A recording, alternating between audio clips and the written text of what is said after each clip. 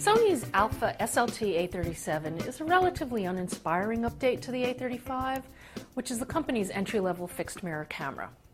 It's not a bad camera. In fact, it's one of the fastest models in its price class, and it's capable of producing very nice photos up through ISO 800. I have mixed feelings about the A37's design, which is the same body as the A35. It's relatively compact for its type, and overall the control layout and interface deliver a pretty streamlined shooting experience. But the camera has the dimmest EVF I've ever seen, even with the brightness boosted, so despite having a decent resolution, it's not very enjoyable to use. And though this model has a tilting LCD, which the A35 lacked, it's pretty small and low resolution. The camera has the usual assemblage of Sony features. New to this generation is the auto portrait framing feature. In superior auto mode, when you frame a picture of a person in a landscape orientation, it will automatically create a crop that more attractively positions the person in the photo, and it'll save both it and the original. This is a really clever and useful idea for newbies. However, after cropping it, Sony feels compelled to bloat it back up to 16 megapixels, which, if there's noise, it will exacerbate the noise, and even at low ISOs, it will just mush up the regular detail with interpolation.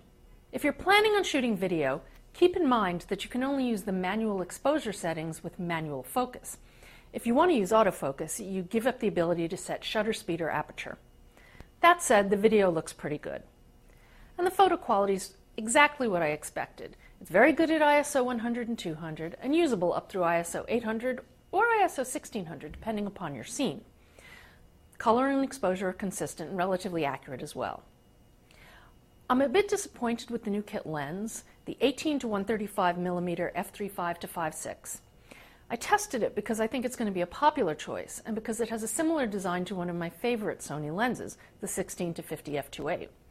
Unfortunately, it's not very sharp, and it can't focus as close as the 18 to 55 mm kit lens.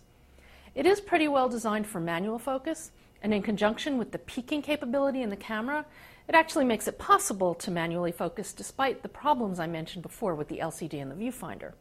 As for performance, the camera focuses and shoots very quickly in both bright and dim conditions, and the processing overhead doesn't bog down shot-to-shot performance. Although the continuous shooting is relatively fast for this cohort, I found the autofocus tracking couldn't keep up. The A37 is a solid entry-level DSLR class camera that will serve anyone on a tight budget who's looking for something to shoot active kids and pets. I'm Lori Grunin, and this is the Sony Alpha SLT-A37.